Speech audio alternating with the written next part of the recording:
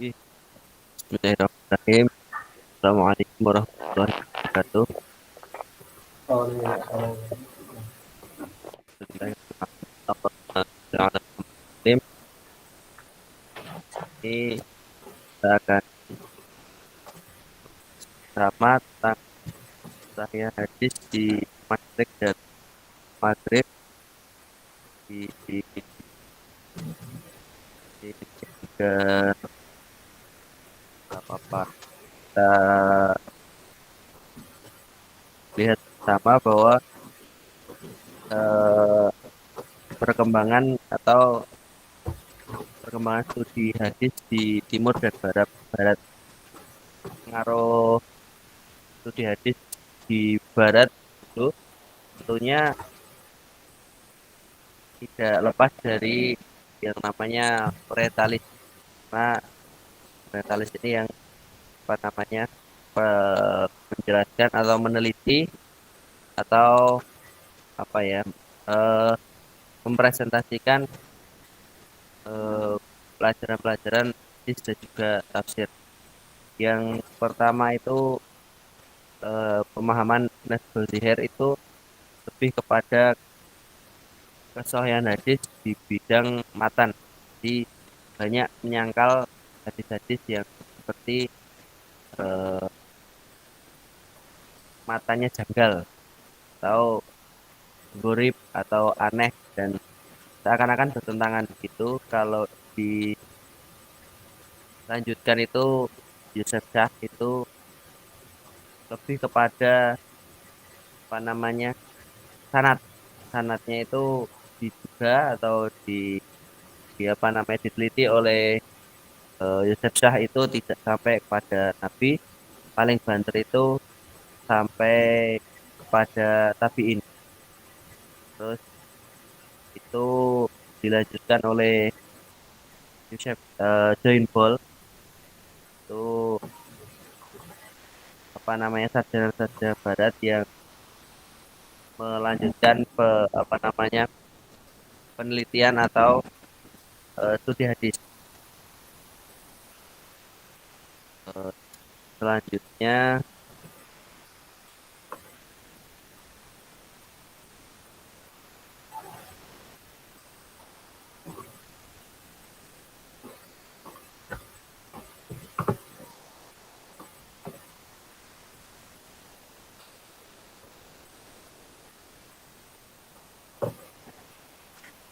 pemikiran hadis ya itu mulai apa namanya semua pemikiran orientalis itu mulai banyak dipaparkan itu sekitar abad 20-an, yaitu eh,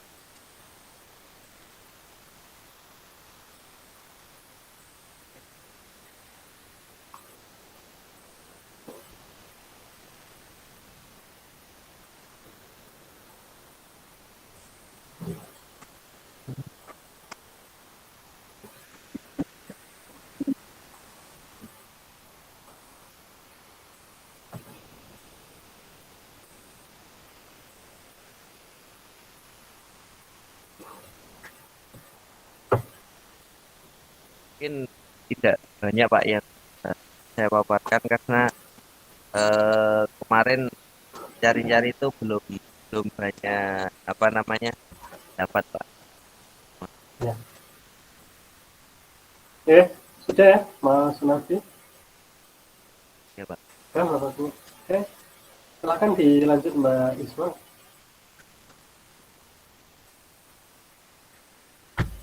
Halo, Mbak Isma.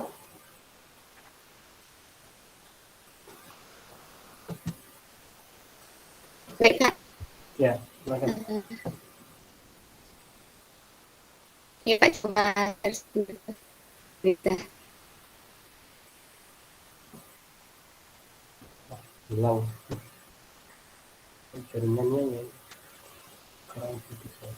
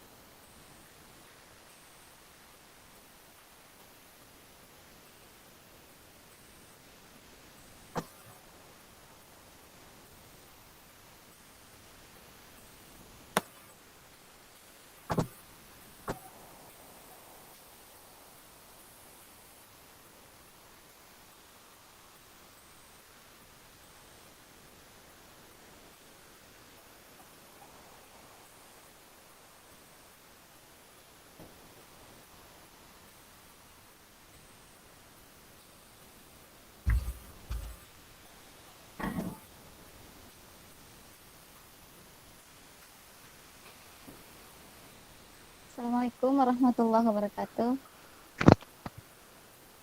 Maaf Pak, tadi jaringannya bermasalah. Halo? Ya, iya Kak. Udah jelas ya? Ya, jelas-jelas.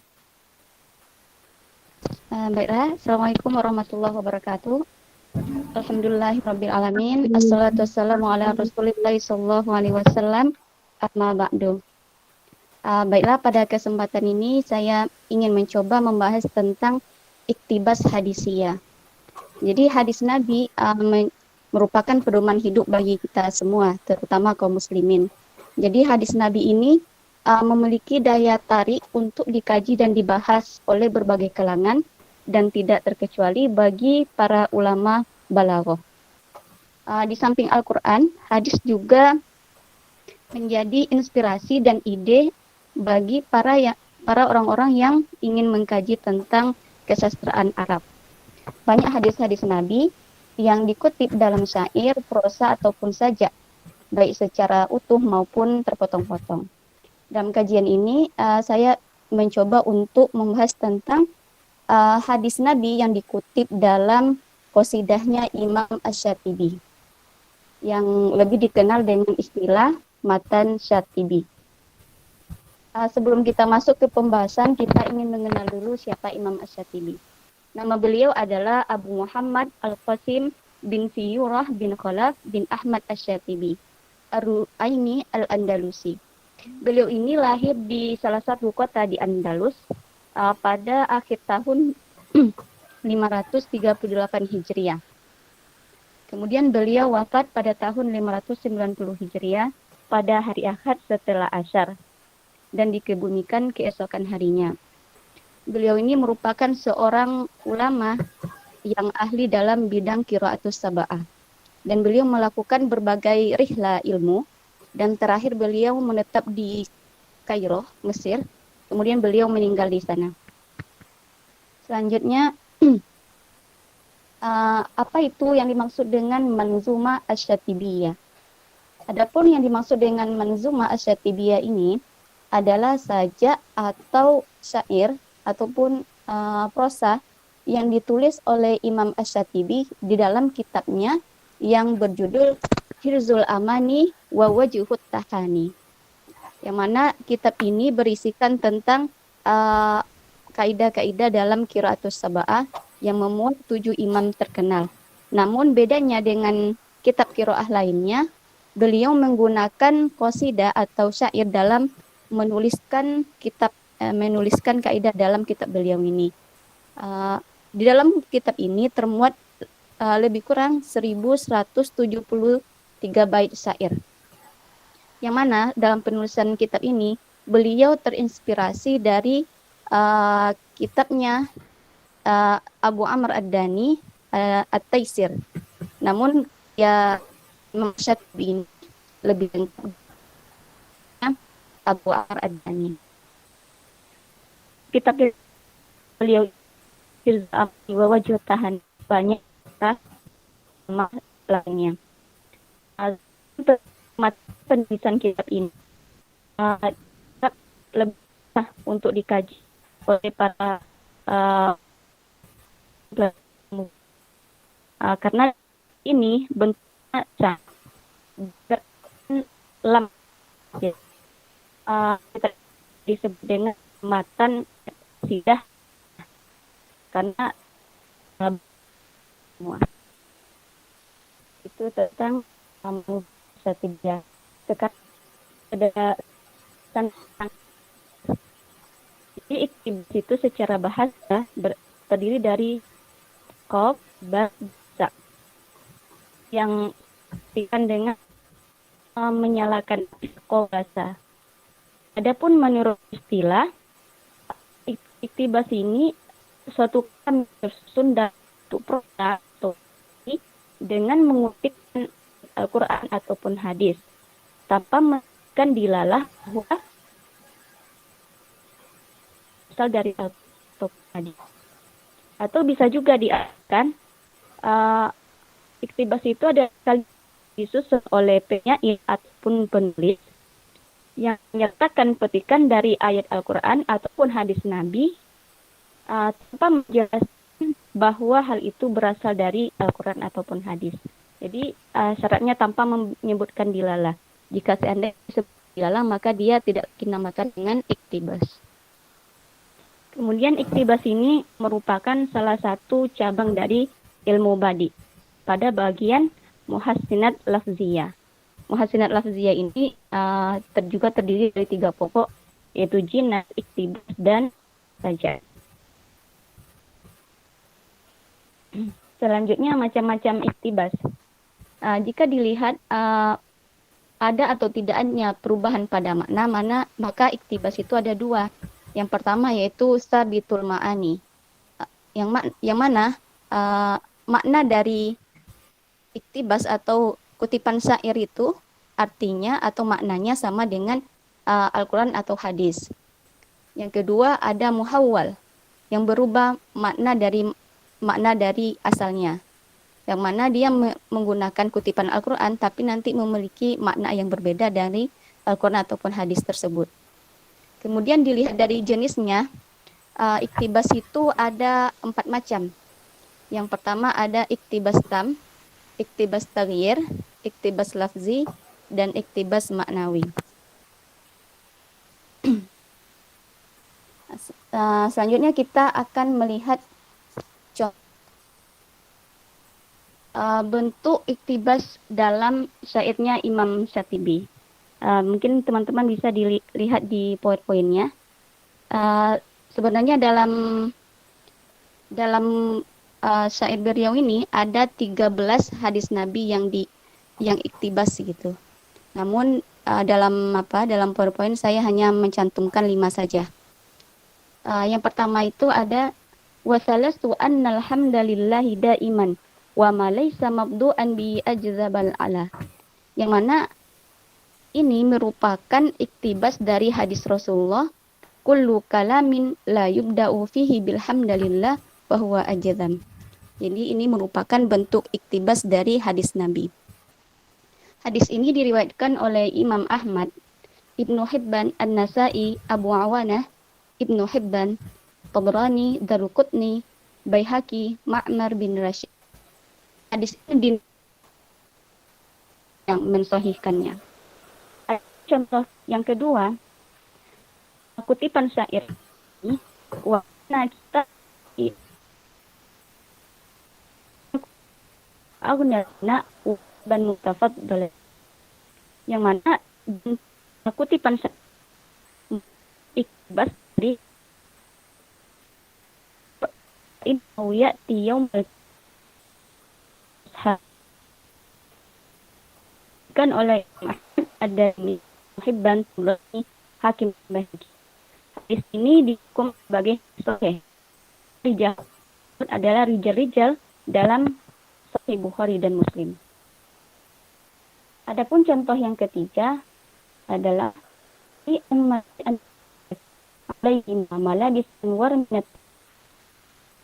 merupakan untuk dari iktibas dari Rasulullah Qara al-Quran wa an fihi ulbisa walidahu tajan yaumal qiyamah.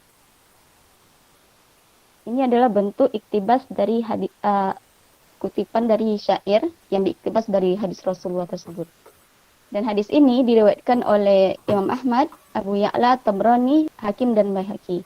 Hadis ini dinilai dhaif karena adanya Zaban bin Faidah dan Sahal bin Mu'az. Namun dalam riwayat Hakim, hadis ini sahih sesuai dengan syarat Imam Muslim. Maka kemungkinan hadis ini naik statusnya menjadi hasan li ghairihi karena dia memiliki banyak riwayat. Adapun contoh yang keempat, fama zannukum bin najli inda jazai ulaika ahlullahi wasuffatu wal malak. Ini merupakan bentuk iktibas dari hadis Rasulullah, innallaha ahlina minan nasi. Ya Rasulullah, manhum ahlul Qur'an, ahlullahi wa khassatuhu. Hadis ini diiktibas ke dalam syairnya beliau juga. Dan ini diriwayatkan oleh Abu Dawud At-Tayalisi, Ahmad, Ad-Darimi, An-Nasai, Hakim, dan Baihaqi. Hadis ini hasan dari jalurnya Abdurrahman bin Badil. Dan yang contoh kelima dari hadis dari bentuk iktibas dari hadis Rasulullah adalah aqwalu li hurril wal muru'ati mar'uha li ikhwatihi mir'atu dhunnuri mikhala.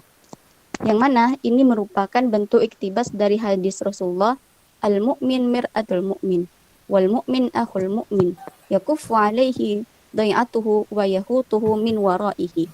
Fi ba'di riwayah mir'atu akhihi. Jadi ini adalah hadis Nabi yang diiktibas juga ke dalam syairnya Imam Asy-Syatibi. Hadis ini diriwayatkan oleh Ibnu Wahab, Ibnu Abi Syaibah, Bukhari, Tirmizi, Tabrani, dan Baihaqi. Hadis ini hasan dari jalurnya Katsir bin Zaid al-Aslami. Hadis ini memiliki jalur sanad yang sangat banyak, hingga yang awalnya dia adalah hadis hasan, kemudian menjadi sahih li ghairihi. Kemudian teman-teman bisa juga melihat ada saya cantumkan contoh dari muqaddimah kitab Hizul Amani tadi. Itu merupakan contoh muqaddimah dari kitab tersebut. Kemudian dari sini dapat kita simpulkan yang pertama bahwa iktibas itu secara bahasa artinya menyalakan api. Namun menurut istilah, iktibas merupakan kalimat-kalimat yang disusun oleh penulis ataupun penyair dengan menyertakan petikan Al-Quran ataupun hadis Nabi, namun tidak memberikan dilalah bahwa kutipan itu berasal dari Al-Quran ataupun hadis Nabi. Yang kedua, Imam Syatibi merupakan seorang ulama ahli dalam Qiraatus Sab'ah dan menulis kitab Hirzul Amani wa Wajuhut Tahani, yang mana kitab ini merupakan kaidah-kaidah dalam ilmu qiraat yang ditulis dengan bentuk qasidah atau bentuk syair, sehingga memudahkan orang-orang untuk mengkaji ilmu qiraat. Nah, selanjutnya iktibas ini merupakan salah satu cabang dari ilmu badi yang mengkaji tentang keindahan lafaz, muhassinat al-lafziyah. Yang kemudian terdapat iktibas dalam kitabnya Imam Asy-Syatibi, matanya Imam Syatibi sebanyak 13 hadis. Yang terakhir, hadis-hadis yang terdapat dalam matanya Imam Syatibi ada yang dinilai sahih, hasan, dan dhaif. Namun hadis-hadis yang dhaif dalam matan tersebut, dikutip dalam matan tersebut, memiliki syahid dan tabi, sehingga ada yang naik derajatnya jadi hasan li ghairihi. Mungkin sekian dulu penjelasan dari pembahasan saya.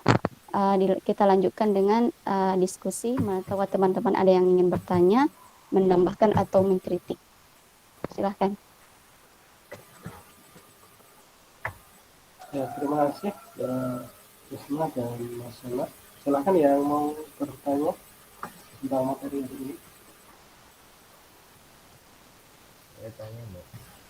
Saya mau bertanya Mbak Isma. Ya, silakan Mbak, Mas. Siapa dulu ini? Saya dulu ya. Terserah. Mas Munzir dulu saja. Ya, silakan Mas. Yang pertama, itu kan di PPT dimunculkan kalau yang bait ini hadisnya ini. Nah, hadisnya itu memang sudah disampaikan oleh Imam Asy-Syatibi atau jenengan yang menyimpulkan. Terus yang kedua, sebenarnya ada latar belakang penyusunan nazam, maksudnya hadis-hadis yang kemudian dijadikan syair ini sebenarnya ada konflik apa atau ada kejadian apa ya, bisa kemudian dijadikan sebuah prosa dan dijadikan sebuah syair.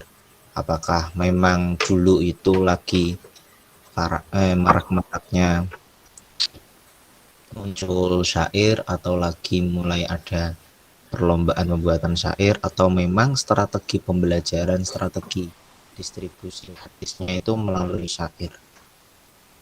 Terus itu aja dulu. Ya, baik Mas.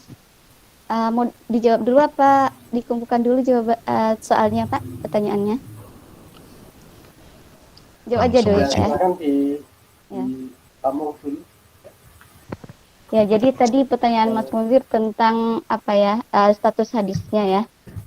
Jadi status hadis yang merupakan iktibas dari hadis-hadis yang dimasukkan ke dalam syair beliau ini, itu saya ambil dari kitab yang merupakan referensi yang diberikan sama Bapak kemarin. Jadi di situ sudah disebutkan bahwa hukum-hukum hadisnya itu sudah disebutkan, Mas. Jadi bukan saya apalagi gitu, tahrij lagi gitu. Tapi memang di dalam kitab itu udah disebutkan gitu bahwa hadis ini dhaif, kemudian ada juga yang mensohihkannya gitu. Kemudian hadis ini juga ada riwayat lainnya. Gitu, Mas. Adapun untuk yang pertanyaan Maksudnya kedua, bukan status, Mbak, tapi lebih jadi apa? bait yang pertama tadi yang Mm-mm. apa contohlah misal wasalastu annal hamdalillah iman wa ma laisa mabdu'an bi ajdabul a'la. Kok bisa hadis Mm-mm. ini terus dirujukkan kepada hadis yang jenengan tadi sebutkan itu loh. Tadi yang itu tentang ya. yang Oh, tentang yang kullu kalamin. ufihi bilhamdillahi fahuwa ajdam. Kok bisa ke situ maksudnya larinya hadisnya? Apakah itu sudah gitu. disebutkan oleh Imam Asy-Syatibi atau memang sudah ada di kitabnya gitu? Baik Mas. Jadi karena syarat iktibas tadi kan tanpa menyebutkan dilalah. Jadi Imam Syatibi sendiri tidak memberikan dilalah bahwa ini merupakan kutipan dari hadis yang tadi gitu. Ini sudah ada pembahasannya dalam kitab yang diberikan Bapak kemarin kan Mas ya. Karena Imam Syatibi sendiri tidak menyebutkan, karena iktibas itu tanpa menyebutkan dilalahnya. Kemudian kenapa diapakan merupakan kutipan dari hadis ini? Karena hadis ini dengan kutipan syair ini memiliki makna yang sama. Kemudian ada juga maknanya sama gitu Mas. Jadi lafaznya ada yang mirip dan maknanya sama. Itu ya Mas ya. Adapun pertanyaan pertanyaan kedua tadi, kenapa Imam Syatibi menyusunnya dalam bentuk prosa atau syair? Karena beliau melihat orang-orang kesulitan dalam mempelajari ilmu qiraat. Mungkin karena apanya banyak gitu ya, lebih sulit gitu. Jadi untuk memudahkan, maka beliau susun dalam bentuk prosa atau syair. Ini hanya untuk memudahkan saja. Oh, berarti ini syair-syairnya sasarannya itu memang orang-orang yang lagi belajar qiraat ya? Iya, belajar qiraat. Karena buku beliau ini tentang qiraat. Tentang keutamaan membaca, menghafal Al-Quran dan macam-macam. Oh gitu. Iya. Iya Mas. Oke, makasih Mbak. Ya, sama-sama. Silakan Mbak Nailus. Iya Mbak, mau tanya. Tadi kan disebutkan bahwa ada berbagai derajat hadisnya. Berarti Imam Syatibi ini tidak secara tegas memberi syarat untuk derajat hadis yang dicantumkan dalam kitabnya. Atau bagaimana Mbak? Terima kasih. Coba diulang Mbak, agak putus tadi. Kan tadi dijelaskan ada berbagai derajat hadis yang dicantumkan dalam kitab beliau. Nah, itu berarti Imam Syatibi tidak secara tegas atau tidak memberi syarat khusus untuk derajat hadisnya atau bagaimana? Terdengar Mbak? Iya, jelas Mbak. Terima kasih Mbak. Jadi kalau dalam pandangan saya sih Mbak, ketika beliau meletakkan mengambil kutipan dari hadis-hadis Nabi ini, beliau memang memasukkan ada juga hasan yang sahih, ada juga yang dhaif gitu ya. Namun kalau saya lihat ketika beliau memasukkan kutipan dari hadis yang dhaif, beliau melihat juga memberikan juga kriteria. Jadi doifnya itu tidak syiddah gitu. Masih ada syahidnya, ada tabi'nya gitu dari riwayat yang lain. Jadi bukan berasal dari hadis mungkar atau hadis maudhu gitu. Memang ada yang doif, tapi doifnya itu tidak syiddah. Itu Mbak Nay. Terima kasih Mbak. Ya, sama-sama Mbak.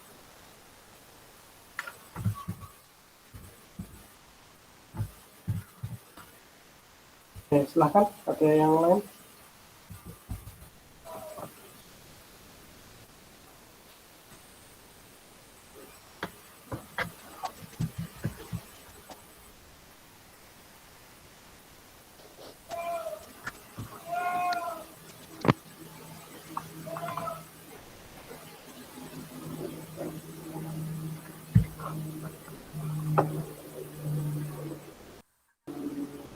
Mungkin saya nambahin keterangan sedikit Pak tadi bahwa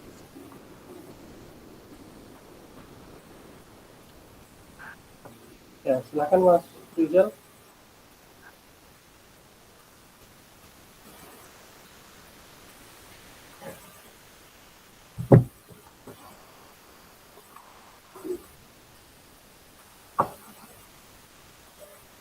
Mas Sunar. Ya, silakan. oh ya Silakan yang duluan.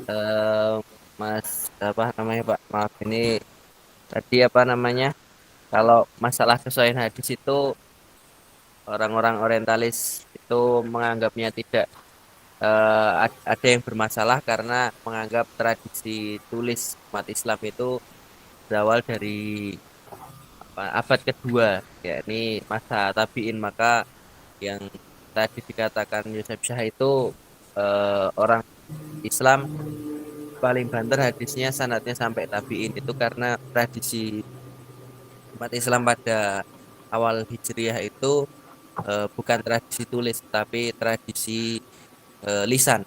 Itu yang dikemukakan apa namanya Yusuf Syah. Tetapi apa namanya, ketika banyak juga yang mengatakan sudah ditulis pada awal Hijriah, dan ketika orang yang berpendapat bahwa tradisi tulis Islam itu dimulai awal abad kedua Hijriah, berarti hadis sebenarnya hasil dari gaya atau buatan orang-orang pada abad kedua ini menurut kesahihan hadis di barat. Nah, yang belum tadi kesahihan hadis di timur itu di apa namanya dikemukakan oleh Mustafa Azami itu sangat sangat apa namanya em, bertentangan karena pemahaman hadis timur itu bukan bukan sesuai rasionalitas, tapi banyak lebih kepada seperti manut begitu. Kalau dalam di sini ada ada 4 rumusan metodologis yang ditawarkan oleh Mustafa Azami, yaitu memperbandingkan hadis-hadis dari berbagai murid seorang guru, memperbandingkan pernyataan-pernyataan dari para ulama dari beberapa waktu yang berbeda, terus memperbandingkan bacaan lisan dengan dokumen tertulis, dan memperbandingkan hadis-hadis dengan ayat Al-Quran yang berkaitan. Mustafa Azami yang dikenal tadi tidak suka dengan pendekatan rasional itu, misalnya menyinggung hadis tentang apa namanya, tidak apa namanya hadis itu seperti hadis tidur berbaring pada lambung kanan. Secara rasional orang bisa saja tidur terlentang telungkup berbaring atau miring ke kiri, tapi dalam hadis dikatakan apa namanya, tidurnya miring ke kanan dalam sunnah. Itu menurut Mustafa Azami itu eh, karena waktu itu belum belum dirasionalkan, artinya ya ya hadis itu tidak semata-mata banyak rasionalnya. Artinya karena ini sunnah Nabi ya lebih kepada taatnya kayak gitu. mungkin sedikit keterangan dari saya, Pak. Ya, silahkan Mas Rizal. Ya, izin tanya ke Mas Suna dulu ya. Mas Suna, kaitan dengan pengkajian hadis di Barat dalam konteks hari ini ya, apakah kan kalau dulu misalnya gini, kalau tadi yang diambil contohnya adalah Goziher dan juga Joseph Sach gitu ya, tokoh-tokoh orientalis atau bapak orientalis yang memang notabene itu menghasilkan kesimpulan-kesimpulan yang apa istilahnya, yang meragukan keotentikan hadis lah, kan kurang lebihnya seperti itu. Nah, apakah misalkan kemudian kajian-kajian hadis di Barat hari ini memiliki kesimpulan yang sama atau seperti apa? Mengingat kalau kita lihat bukunya Edward Said ya, yang tentang orientalisme itu kan, beliau istilahnya kurang sepakat dengan adanya istilah orientalis itu, karena kan konteks kajiannya itu di bidang akademik gitu. Sedangkan orientalis itu kan memiliki ya satu sejarah yang memang beda-beda inilah, misalkan dengan politik, sosial, atau masukan Islam dan lain sebagainya. Namun dalam konteks hari ini kan Edward Said agak kurang sepakat dengan istilah orientalis itu, karena memang ini kajiannya kajian akademik. Apakah kajian hadis di Barat hari ini punya satu kesimpulan dengan dulu atau seperti apa? Kemudian yang kedua, buat Mbak Izma ya, ini sebetulnya hampir mirip lah dengan tadi pertanyaannya Mbak Nailus. Apakah Imam Syatibi ini memiliki satu karakteristik atau punya satu standar tersendiri ketika memasukkan hadis gitu ya? Apakah itu hanya sebatas untuk mempermudah saja, tadi disampaikan untuk mempermudah saja, sehingga itu dimasukkan dalam kitabnya yang mana itu kaitan dengan ilmu qiraah, atau justru untuk istilahnya ya melegitimasi bahwa belajar qiraah itu ada loh dasar hadisnya, dasar Qur'annya, atau untuk memperkuat atau seperti apa? Itu dulu saja sementara. Terima kasih.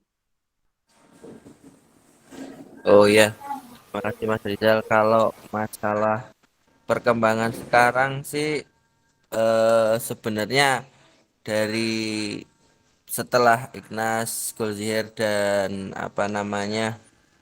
Yosef Shah itu sebenarnya sudah ada yang berbeda dari kesimpulan dari kita sebut saja sementara orientalis gitu ya. Itu seperti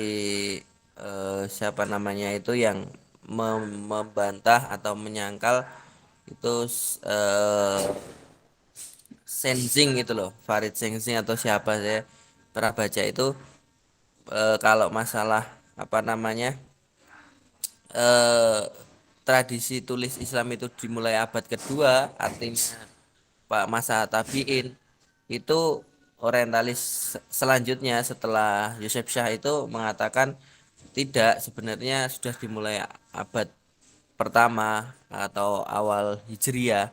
Itu di situ saja sudah ada perbedaan, jadi tidak semata-mata orientalis itu mengamini apa yang dikatakan para pendahulu-pendahulu mereka. Terus kalau masalah orientalis menurut Edward Said itu memberikan 3 pengertian ya. Orientalisme yang diartikan sebagai sebuah cara kedatangan yang berhubungan dengan bangsa timur. Terus kedua, sebuah gaya pemikiran yang berdasarkan ontologi dan epistemologi antara timur dan barat. Ketiga, sebuah gaya barat yang mendominasi dan menguasai kembali dunia timur. Akan tapi karena yang menjadi ancaman terhadap barat adalah Islam, maka pengertian Orient dalam konteks orientalisme dunia timur Islam termasuk Andalusia, Sisilia, dan wilayah Balkan yang secara geografis tidaklah termasuk wilayah timur. Dengan demikian orientalisme yang dimaksud adalah kajian akademis yang dilakukan ilmuwan barat mengenai Islam dan kaum muslimin dari seluruh aspeknya. Jadi memang istilah orientalisme sendiri itu sebenarnya apa ya, memang ada masalah, tapi seperti antara barat dan timur, padahal sebenarnya bermasalah bukan barat dan timur tapi barat dan Islam, kan kayak gitu. Tapi apa ya, terlanjur orang sudah banyak menggunakan itu, akhirnya ya tidak dilanjut saja, seperti kata apa namanya itu, eh apa nama istilah kata yang mengakar itu radikal. Nah, itu kan karena sudah mengalami pergeseran makna, akhirnya ya tetap dipakai sampai sekarang kayak gitu, Mas Rizal. Makasih.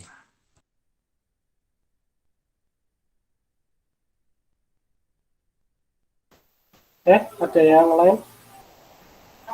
Silakan Mbak Isma kalau mau menjawab. Ya tadi pertanyaannya hampir sama ya Mas ya, sama Mbak Nailus ya. Jadi kalau saya lihat kitab ini memang lebih fokus kepada kiroahnya Mas. Adapun terkait kriteria hadisnya atau yang seperti yang Mas Rizal sebutkan, itu saya belum temukan sih, apakah beliau memiliki syarat tertentu gitu. Karena kitab ini lebih fokusnya kepada kiroah, dan saya belum menemukan apakah beliau punya kriteria tertentu untuk memasukkan iktibas hadisnya. Oke, terima kasih Mbak Isma, Mas Suna jawaban. Ya, sama Mas.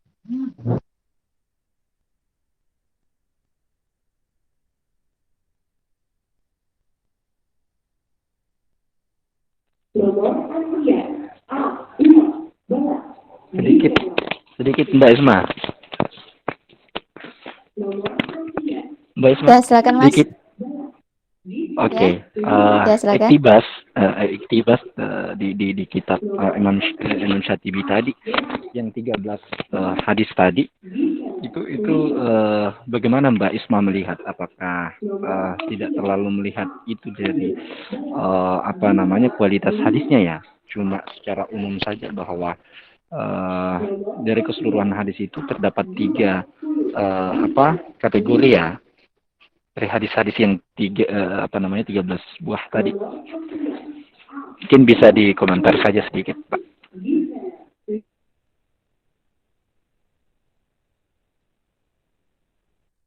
Ya Mas, komentar soal 13 hadis yang dimasukkan itu Mas. Putus jaringannya.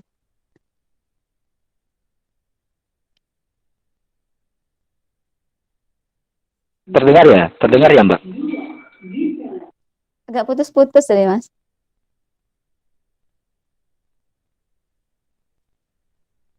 Iya. Iya Mbak.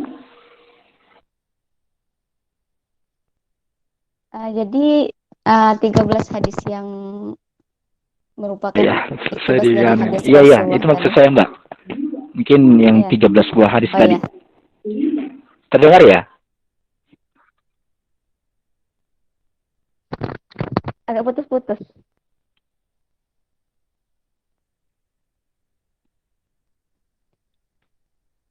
Jadi komentar tentang 13 hadis tadi Mas.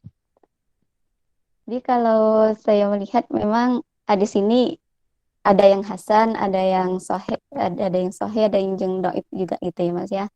Tapi memang seperti saya katakan tadi Mas, jika pun hadis ini ada yang dhaif gitu, namun beliau tidak mengambilnya dari hadis yang dhaifnya itu syiddah gitu. Itu sih Mas, komentar terkait apa hukum hadisnya.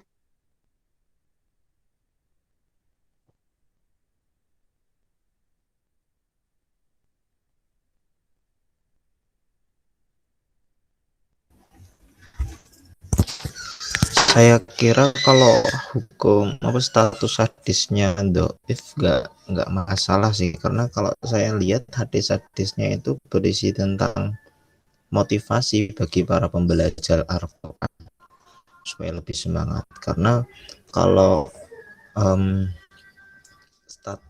kalau hadisnya itu statusnya untuk tentang ilmu-ilmu qiraat beda mungkin nanti. Tapi ini kan kayaknya hadisnya itu untuk memotivasi supaya mereka itu tambah semangat belajar Al-Qur'an. Makanya Iya, ada yang dhaif kan tadi. Sebenarnya itu juga enggak masalah sih. iya. Karena ini beliau letakkan di mukaddimahnya, bukan di bagian isinya. Kalau Nah, kalau ya yang itu maksud diisinya Mbak, kan ini ternyata berarti dari tadi belum bahas isinya ya. Kalau Jadi, kalau diisinya apa ini gimana?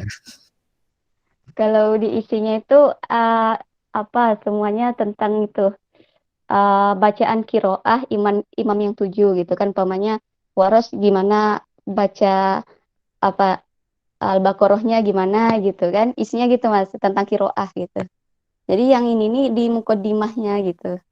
Kalau yang isinya itu ya kiroahnya gitu. Pamannya dari imam Kalau 7 yang tuh gimana diisinya kan yang di baca. Iya. syair-syair tentang kiroatnya yang Imam Waras, Imam Hmm. Nafi dan lain-lain itu apakah benar-benar pakai hadis? Setahu saya kalau Khirzul Aman itu juga punya korelasi dengan Faidul Hasani 3 jilid itu. Iya, Nah itu kayaknya iya, nggak pakai hadis. Kalau yang diisinya itu iya. benar-benar menjelaskan tentang kiroat aja, bukan pakai hadis. Iya. Iya sih Mas, ini cuman di mukaddimah gitu. Saya lihat Berarti tuh pencantuman cuma ini di hadisnya itu mukaddimah. cuma di khotimah, nggak diisi. Iya, enggak. Kalau saya lihat tuh 10 hadis di mukaddimahnya. Oh, oke, makasih. Berarti ini Iya, nggak sama. nggak sampai nyentuh isinya ya. Iya, iya. Saya kira isinya loh. Saya juga gitu tadi. Udah sampai isi gitu saya kira. Nah, iya tadi yang Belum. saya maksud itu kayak gitu ya. Jadi tadi kata Mas Mundir, emang di satu sisi emang nggak apa-apa gitu ya ini pakai hadis doib ya. Cuma maksud apakah misalkan ini tuh hanya sebatas motivasi atau untuk melegitimasi kiroahnya atau Oh, seperti iya. apa? Iya. Hadis doib amal gitu ya. Iya, pada ilamal masih ya Mas ya. Motivasi untuk beramal. Sedikit Kak, Ya, silakan Mas. mau nanya, itu apa sih gaya atau bentuk dari syairnya itu sama nggak seperti apa syair-syair yang tersebar pada Arab pra-Islam gitu? Atau emang ada cukup kesamaan gitu antara keduanya gitu? Kalau secara isi tentu sangat berbeda ya. Kalau apa ini saatnya Imam Syatibi ini berkaitan dengan apa Al-Qur'an gitu kan. Kalau secara penyusunannya ya kurang tahu sih gitu sih. Soalnya syair-syair orang Arab itu gimana ya? Mungkin ada perbedaan mungkin. Tapi Oh, syair itu kan dia punya sajak-sajak juga gitu. mm. Mungkin ada perbedaannya. Mungkin nanti bisa dicari Kak ya. Iya ya, boleh boleh. Nanti dicarikan contohnya ya. Syair Iya. Arab pra-Islam ya. Biar dikasih bandingan.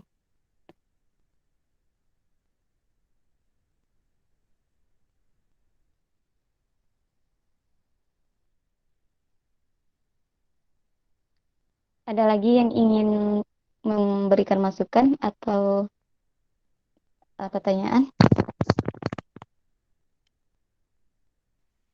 Mungkin Mas cukup. Mas Yuna, kalau konteks kajian hadis di Timur ada tambahan referensi, maksudnya untuk konteks hari ini ya, sama-sama konteks hari ini. Kalau misalkan tadi kan Barat udah ada gambaran. Kalau konteks hari ini di Timur seperti apa? Karena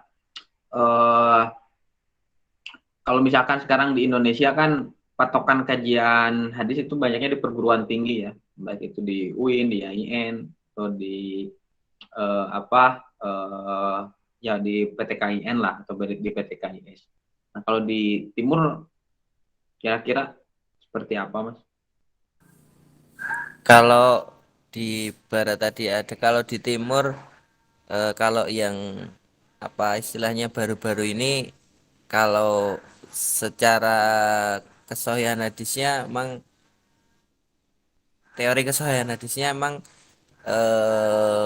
banyak ya, maksudnya lebih kalau yang dahulu-dahulu pengarang apa namanya yang mustalah hadis, terus tadi kemukakan Mustafa Azami, terus kalau yang sekarang mungkin Indonesia ya atau kampus ya yang kemarin itu meninggal dunia Imam Masjid Istiqlal itu, tetapi beliau sendiri banyak ada bukunya kan itu yang berjudul apa namanya eh kesalahan-kesalahan hadis, apa ya lupa judulnya, itu yang isinya Hadis itu bermasalah. tentang hadis bermasalah ya. Nah, itu yang tentang hadis bulan Ramadan, hadis ini gitu ya. Nah, itu bukunya agak tipis itu dari Pak Ali Mustafa Yakub. Mungkin itu sih kalau yang meninggal belum lama juga yang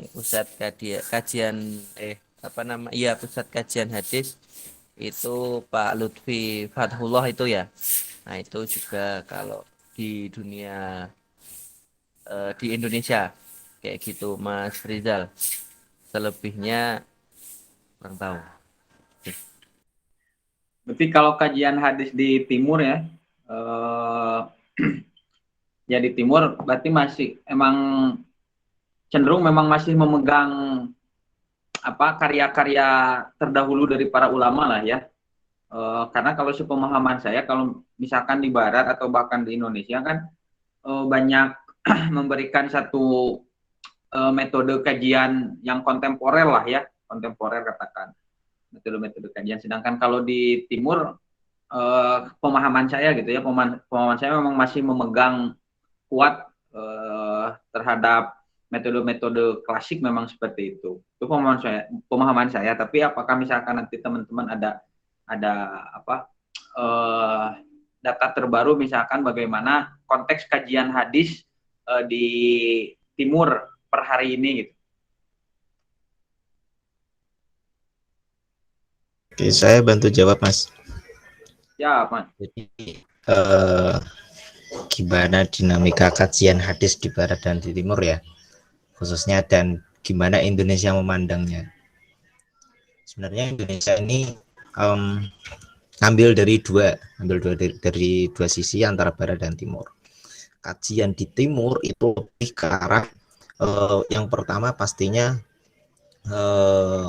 status hadis, bukan keotentikan hadis. Status hadisnya. Di situ kalau dari dari hasil diskusi dengan teman saya yang di Mesir, itu juga mereka nggak terlalu mempermasalahkan bagaimana metode pemahaman hadis, karena syekh-syekh di sana, khususnya yang di Mesir, itu ternyata juga produktif dengan membuat sebuah buku pemahaman, buku metode pemahaman hadis. Jadi mereka nggak heran gitu. Kalau kita di sini mungkin heran ya, bagus metodenya dari Al-Qardawi atau dari Pak siapa. Kalau di sana itu sudah biasa gitu dengan metode-metode pemahaman hadis yang baru. Bahkan mereka itu nggak terlalu mempermasalahkan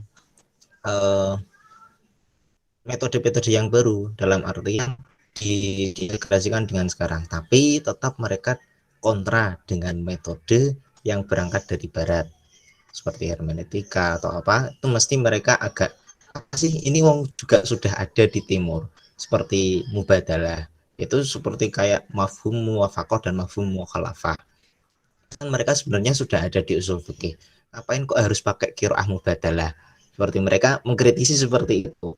Hermeneutik, terus apa sih pengertiannya hermeneutik kan seperti ini. Nah, di ulama kita di Timur tuh sudah ada tafsir syarah tuh pengertiannya seperti ini nggak jauh beda dengan hermeneutik. Mereka mesti nyanggahnya seperti itu, jadi mereka sudah punya argumen dan nggak ada yang menarik dari kajian Barat kalau menurut mereka. Nah, itu di Timur. Nah, kalau yang di Barat itu yang pertama sampai sekarang ini mereka itu mempermasalahkan keotentikan hadis. Hadis-hadis yang kita kaji sekarang itu memang tidak bisa dibuktikan secara ilmiah. Meski dan ini ditulis di buku, salah satu bukunya di Hadits, itu buku yang isinya kompilasi, yang isinya ada Joseph Sack dan lain-lain. Itu dia sebutkan kalau hadis yang kita pegang sekarang, yang kita kaji sekarang itu masih problematik. Dan ini terus bukan dikuatkan sih, masih terus didiskusikan sama Pak Munim Siri yang buku terbarunya itu Rekonstruksi Islam Historis. Itu kan seakan-akan membuat kita ragu akan keislaman kita. Apakah Islam kita ini benar-benar dari hadis, atau kita Islam ini sebenarnya sudah benar-benar matang. Bagaimana Islam itu mengkristal dari kajian dari awal Nabi Muhammad atau sebelum Nabi Muhammad datang, terus kok bisa sampai sekarang itu Islam kita itu dilegitimasi oleh hadis, padahal hadis itu nggak ada bukti ilmiahnya, nggak ada bukti tertulisnya. Nah, itu yang dipermasalahkan oleh orientalis sampai sekarang. Jadi orientalis nggak mempermasalahkan bagaimana metode pemahaman hadis, enggak, tapi hadis ini apakah ini benar-benar dari Nabi. Makanya sampai sekarang meskipun teorinya Jane Ball, teorinya Joseph itu sudah terbantahkan, bisa dibantah oleh Pak Mustafa Adzami, tapi sampai sekarang mereka itu belum nyerah, pengen nyerang terus. Bagaimana kok bisa ini hadis? Padahal makanya kemarin saya tanya ke Pak Pak Ja'far, berarti ini termasuk bukti tulisnya kajian-kajian timur dari orang-orang timur untuk membantah orang-orang barat. Kalau tapi saya juga menanya lagi, kalau misal Pak Mustafa Adzami ini mengutipnya itu dari Tahdhibul Kamal atau Tahdhibut Tahdhib, otomatis yang argumen dari Tahdhibut Tahdhib atau Tahdhibul Kamal ini juga berangkat dari sebelumnya. Nah, sebelumnya ini kan juga tradisi lisan, nggak tradisi terus menulis. Yang sampai sekarang kan sahifah-sahifahnya itu nggak sampai ke tangan kita. Itu yang dikritisi oleh kajian di barat. Kok bisa orang-orang Islam sekarang itu percaya dengan hadis-hadis yang memang belum secara ilmiah, nggak ada manuskripnya, nggak ada teksnya. Tapi yang maksimal yang paling bisa ditonjolkan ya disertasinya Pak Mustafa Adzami itu. Sampai sekarang yang bisa dibuktikan cuma itu. Kalau dengan dibaca di Tahdhibul Kamal atau Tahdhibut Tahdhib, itu kan semua rata-rata itu kila. Kayak sigotnya pakai sigot yang kemarin saya kaji itu sigot tamrid ya. Tamrid yang tidak begitu kuat, kila yukolu dikatakan dan lain-lain. Jadi sigotnya pakai itu, makanya itu orientalis nggak bisa yakin apakah ini benar-benar dari Nabi atau ini cuma katanya dan lain-lain. Nah kalau di Indonesia ketika kita melihat di situ, akhirnya di Indonesia menciptakan kurikulum baru supaya kajian di barat dan di timur ini dikompromikan. Akhirnya Indonesia melihat kalau di timur itu belum terlalu progresif, maksudnya metode-metode yang ditawarkan itu masih cenderung stagnan. Akhirnya diintegrasikan dengan kajian timur, di kajian barat. Dengan kajian barat itu pun masih mix, ada pendekatan pakai maqasidus syariah atau kritik historis dan lain-lain. Makanya itu dicampurkan di kajian timur supaya ini menjadi perpaduan yang bagus. Ini kan terus akhirnya dibawa ke Indonesia. Makanya muncul dalam diskusi yang pertama di kajian tafsir seperti punyanya Abdullah Said, disertasinya itu pendekatan tafsir di Indonesia, terus akhirnya dikembangkan lagi oleh dan lain-lain, terus akhirnya dibawa ke hadis terus dikembangkan kemana lagi. Sebenarnya ini perpaduan antara barat dan timur kalau menurut saya gitu. Ya Mas, terima kasih untuk tambahannya. Artinya kalau berbicara timur dan barat ini kan nggak berbicara geografis ya. Ini kan yang nah makanya kalau saya melihat bahwa kalau kajian di barat termasuk di Indonesia yang menyadur metodologi dari barat itu lebih ke bagaimana mengkontekstualisasikan hadis kan gitu ya, mengkontekstualisasi dengan agar sesuai dengan realitas masyarakat hari ini kan gitu.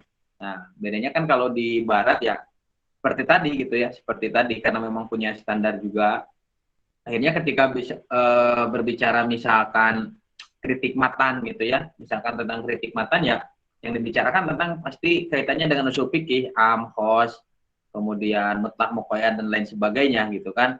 Nah, sehingga memang sifatnya itu nanti kan mengikat. Beda kalau misalkan ya kajian misalkan di hadis di Indonesia sekarang ya, yang saya pahami itu kan banyak juga yang akhirnya bagaimana mengkontekstualisasikan hadis itu sehingga hadis itu memang bisa sesuai dan bisa diterima oleh realitas masyarakat per hari ini gitu kan, per hari ini. Terima kasih untuk sharing wawasannya, Mas. Iya, Mas. Sami, Mas.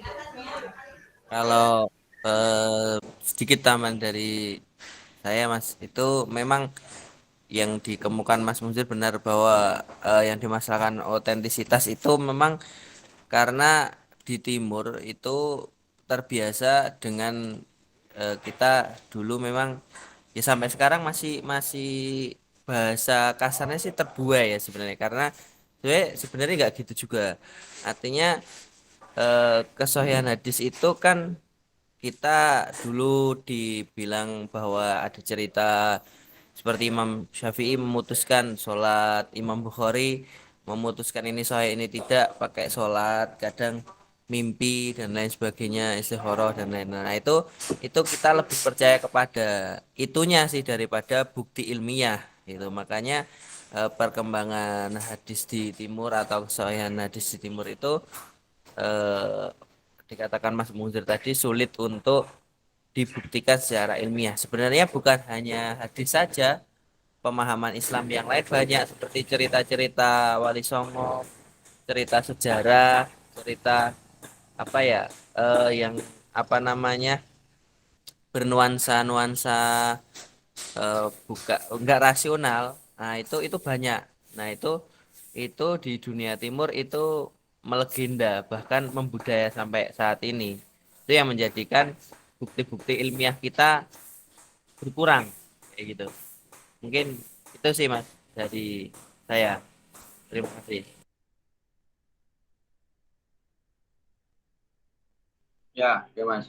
Karena mungkin kalau di kalau di barat kan kajian hadis ya berangkatnya dari keyakinan gitu ya, makanya berbacanya kan kesohihan.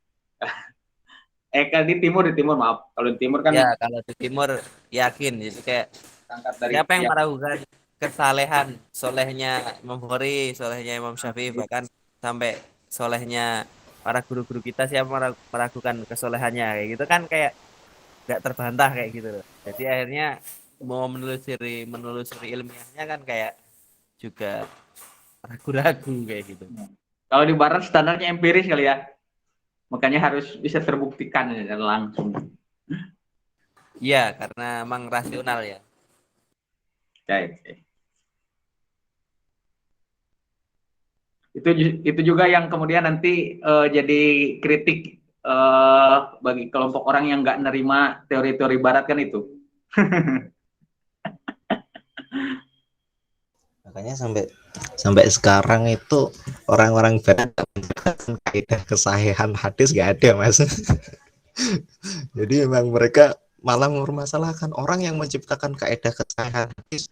Ini sebenarnya orang apa sih maksudnya? Kok bisa dia menciptakan kaidah kesahihan hadis sedangkan Imam Bukhari ya nggak menciptakan, kok kamu malah menciptakan gitu loh. Kan nalarnya seperti itu toh. Oh, Imam Bukhari aja nggak menciptakan, yang menciptakan itu kan mulai muncul ketika Imam At-Tirmidzi. Kok ini orang baru, maaf kata, seperti siapa muncul Imam Al-Adlabi kan menunjukkan kaidah kesahihan hadis. Terus kok bisa muncul ini sebenarnya apa? Harusnya kan nakalnya kan kalau ini ada kaidah kesahihan hadis berarti memang ada hadis-hadis yang problematik. Masuk gak? Bener-bener ada hadis yang memang nggak otentik gitu. Bener-bener ada teks yang memang nggak dari Nabi. Makanya dari itu mereka menciptakan kaidah kesahihan hadis. Justru kalau semakin banyak kaidah kesahihan hadis, orang-orang justru mengkritik terus. Wah, ini malah tambah banyak, ini tambah bahan jadi kritikan. Karena mereka kan pakai pendekatan historis, kritik historis. Nggak pakai keyakinan, nggak pakai iman gitu, nggak. Mereka pakai kritik, memang nalarnya dimainin. semakin banyak mereka mengeluarkan argumen, maksudnya oksidentalis, maka mereka semakin banyak mengcounter, mengkritik itu kalau orientalis. Jadi apapun kita, makanya di Indonesia nggak menciptakan kaidah kesahihan hadis kecuali siapa, Ali Mustafa Yakub atau Pak Zulti Ismail.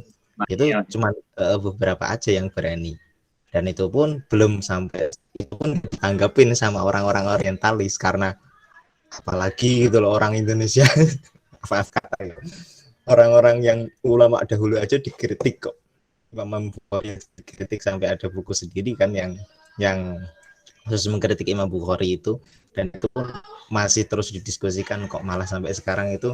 Makanya di Indonesia sudah sekarang mending masuk ke ranah kajian metode pemahaman hadis aja mendingnya itu, harus mempermasalahkan kaidah-kaidah itu nanti malah ikut dikritik sama orientalis. Kecuali kalau Quran ya, kalau Quran memang beda. Nah, ada teori kronologinya, dan teori kronologinya itu orientalis beda-beda. Setiap orang-orang yang mengkaji orang-orang timur itu kan beda-beda. Kalau di hadis wis nggak bisa, memang dibantah terus. Dan kalau terus ngomongin tentang otentisitas dan kesohihan hadis, ya hadis nggak jadi problem solver lah buat masyarakat yang di bawah. Ikut Betul.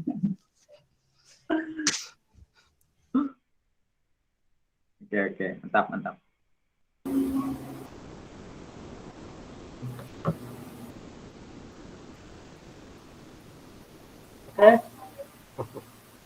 Menarik ya diskusinya. Ya, tadi berkaitan ini ya dengan kenapa hadis harus dibuat syair. Jadi memang ada beberapa metode ya dalam membuat kitab. Jadi ada yang bentuknya prosa ya, nafar, yang biasa itu Bismillahirrahmanirrahim, Assalamualaikum Rasulullah ya. Kemudian ada yang bentuknya nanti syair atau puisi ya, seperti lagu ini Hirzul Amani.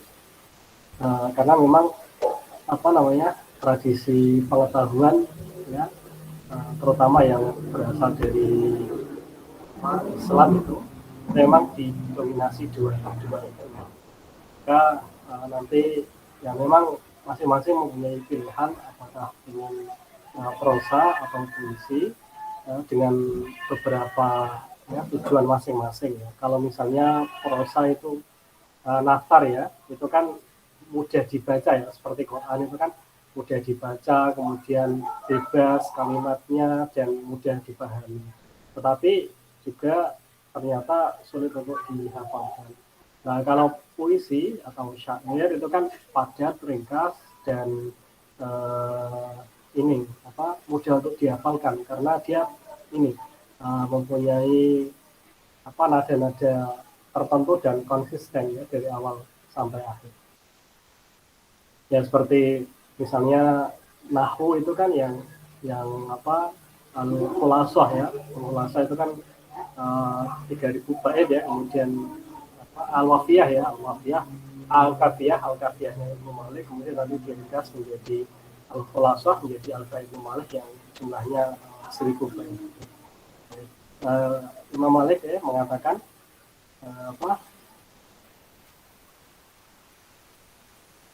Qaribul aqsa dan menjasi waktu sebelum adalah yaitu Qaribul aqsa bilah dan menjasi. Jadi memang tujuannya untuk meringkas ya Qaribul at-taqarrub lil alfaz. Jadi agar orang-orang itu mudah untuk memahami. Karena tipe orang kan ada yang memang sukanya di biasa ya, tulisan-tulisan yang seperti Quran itu, ada yang memang dia suka untuk memakai lagu-lagu di dalam belajar, sehingga nanti tradisi penulisan ya di dalam diskursus keislaman itu ya paling tidak itu.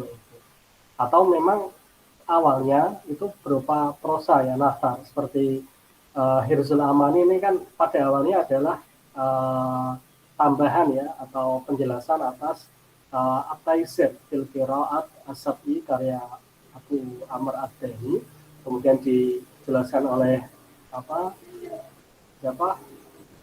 Asy-Syatibi ya, Asy-Syatibi yang mengarang Asy-Syatibi ini ya, Asy-Syatibi yang mengarang Hizbul Amani, Abu Muhammad ya, bukan siapa Abu Ishaq Asy-Syatibi yang mengarang Al-Muwafaqat. Keduanya sama-sama dari Syatiba ya. Syatiba itu ya di masuk provinsi Andalusia sekarang ya, di Spanyol.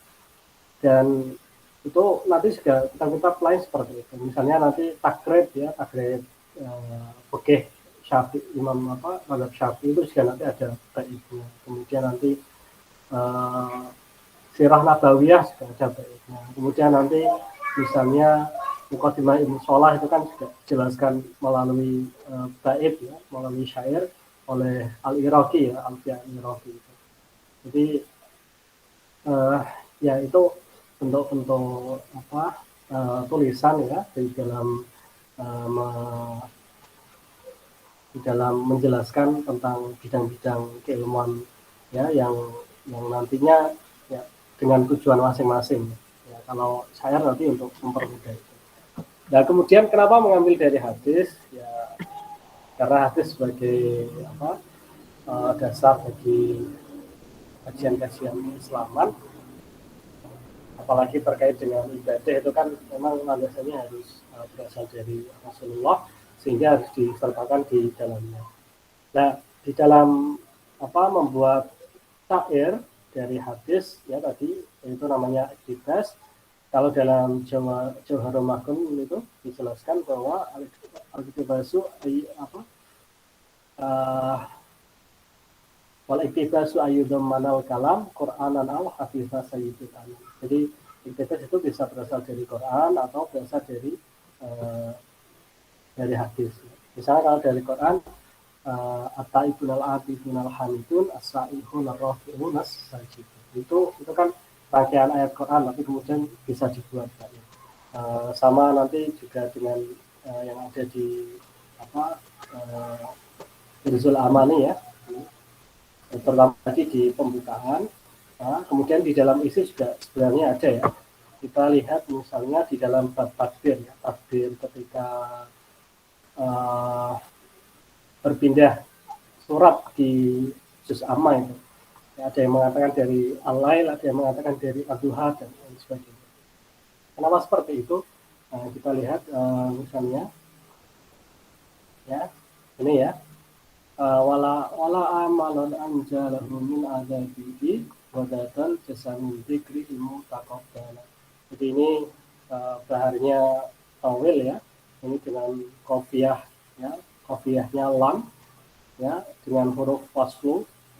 Dengan ini al-waslu itu tambahan yang di akhir ya, yang berupa huruf elaf atau ha atau non. Ini kan lam asalnya, mutakab bala ya, lam ya, tapi karena ini menjadi hal ya, dan di awal-awal juga nanti lam alif semua, huruf wasalnya berupa huruf. Nah ini bagaimana tentang takdir ini? Ini juga ada penjelasannya ya. Ya Allah anzalah min adabihi wa datan jasan min dzikri mutaqabbala. Nah ini hadisnya wa ma syai'un anja min adabillahi min dzikrillah. Jadi tidak ada yang lebih menyelamatkan adab Allah kecuali dzikir. Ini juga. Nah, nanti di kitab lain juga ada ya. Misalnya kita di Hidayatul Adqiya ya, ini tentang tasawuf ya, ini di akhir Fathul Mu'in atau di kitab yang tersendiri juga ada ini Waman Zala Addi ya, ini lagamnya kamil ya, mutafain 6 kali. Wa Zala Addi bin nawafil yakruba hatta akuna lahu yadan wal arjula wasam wasab aminhu pemainan taswirah al-mifludan kafirmata bihan arwah. Ya ini ada makhud min qawli ya Ma'khudun ya min qauli Nabi sallallahu alaihi wasallam.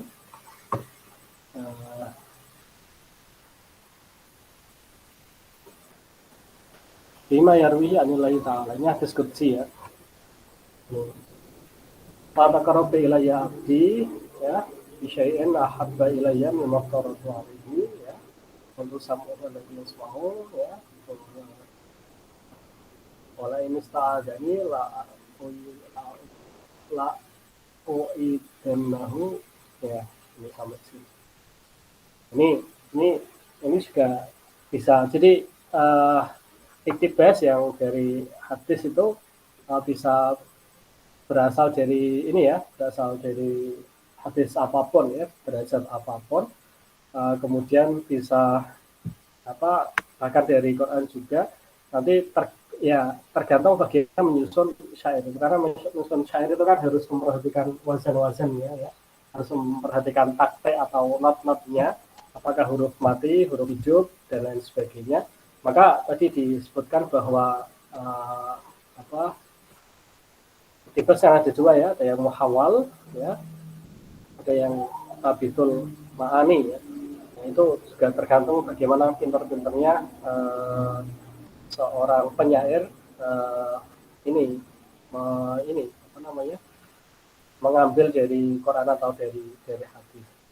Ya, sama seperti misalnya Alfiyah ya, Sirah Nabawiyah itu kan juga pintar-pintarnya menyertakan nama-nama ya, nama-nama orang itu kan juga sulit di dalam bait ya. Misalnya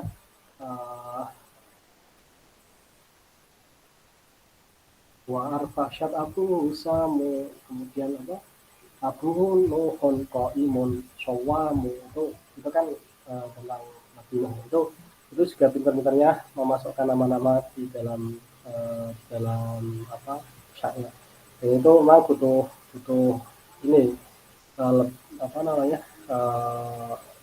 jauh, kemudian juga butuh kosakata yang sangat banyak. Maka untuk menyusun syair ya, terutama yang punya qafiyah yang sama ya, misalnya qafiyah mimiyah ya, di dalam Qasidatul Burdah itu amin tadaburi jiran bi salami masjidatan ya Rabb, ada muklatin bidani itu, kemudian ya Rabbi Mustafa terima sudana wa fulana wa yang kan semuanya.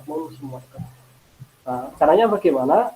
Nah, nanti bisa lihat di kamus-kamus bahasa Arab ya, misalnya di Lisanul Arab itu kan kita carinya di huruf yang paling akhir ya. Misalnya karomun ya, kita carinya bukan di huruf kaf, tapi di huruf mim. Huruf mim, nanti kemudian bagian kaf, nanti baru kaf, nanti bagian ro. Jadi karomun itu lewatnya mim. Atau misalnya di Al-Qamus Al-Muhid juga seperti itu. Nah itu maka Yusul juga seperti itu. Maka nanti butuh kosakata yang sangat banyak ya, dan sudah jauh tadi untuk mengepaskan ya kata-kata yang ada di dalam syair. Ya. Akan tetapi juga kemungkinan seorang penyair itu tidak tadi muhawal atau tabitul ma'ani ya, iktibasnya, tetapi hanya inti-intinya saja. Dulu ya, ini misalnya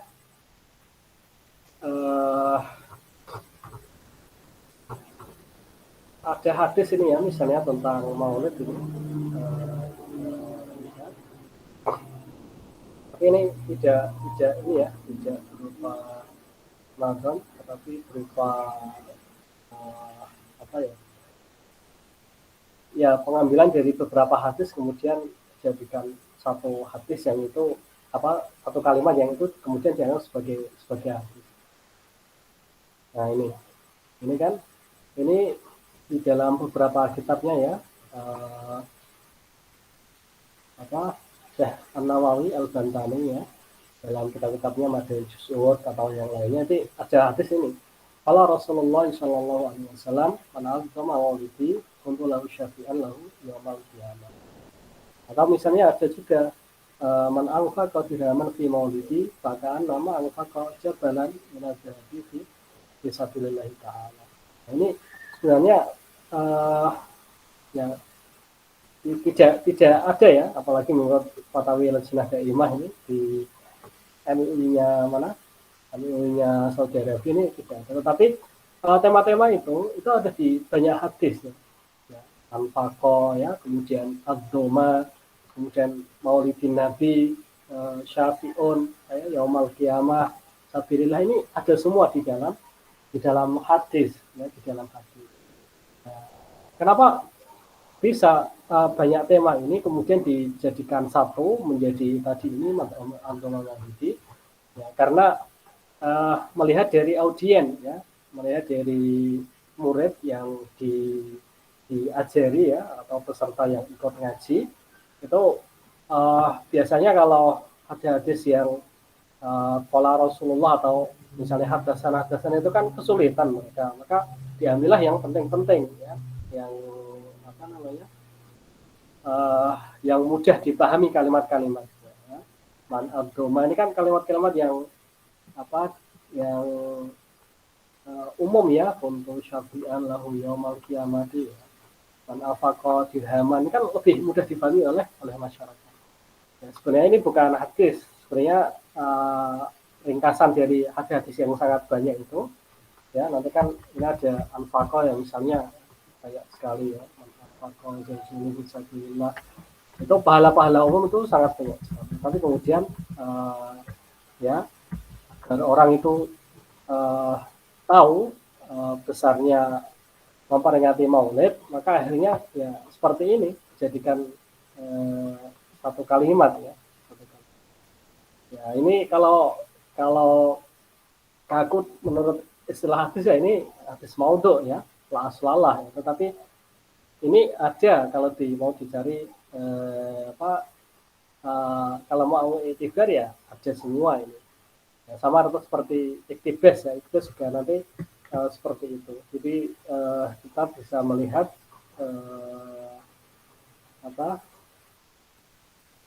hadis-hadisnya itu melalui kitab-kitab yang ada. Apalagi sekarang sangat mudah untuk mencari kitab ya. Kalau orang mengatakan oh tidak ada hadisnya, itu berarti ya memang karena malas untuk mencari ya. Jadi sedikit-sedikit ini tidak ada hadisnya. Apalagi mereka sudah punya misalnya sudah punya ideologi tertentu ya, seperti orang-orang Salafi itu kan mereka anti dengan tradisi, mereka anti dengan sesuatu yang berada di luar kelompoknya ya. Apalagi Salafi yang Wahabi, Salafi yang jihadi itu kan mereka ya seperti orang-orang Khawarij zaman dulu ya. Jadi itu kemudian nanti yang menyebabkan banyaknya hadis yang aswalah itu. Kalau sedikit maudhu, maka akhirnya nanti seperti silsilatul hadis as-sahihah, silsilatul hadis ad-dhaifah karya Al-Albani ini juga kan nanti secara tidak langsung dia melakukan tadwin ulang ya hadis yang sahih itu yang ada di dalam kitab ini. Ya maka seperti Mustafa Ali Yaakob itu kan kadang dikritik itu ya, karena juga banyak mengambil dari silsilatul hadis as-sahihah sehingga seakan-akan yang sahih itu yang ada di dalam silsilatul hadis as-sahihah itu. Yang lainnya kemudian tidak sahih atau yang lain kemudian tidak bisa untuk digunakan.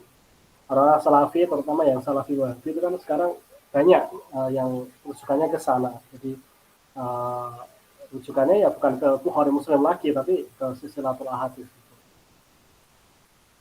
Nah, maka nanti ya untuk bebas tadi ya, itu sebenarnya ya sangat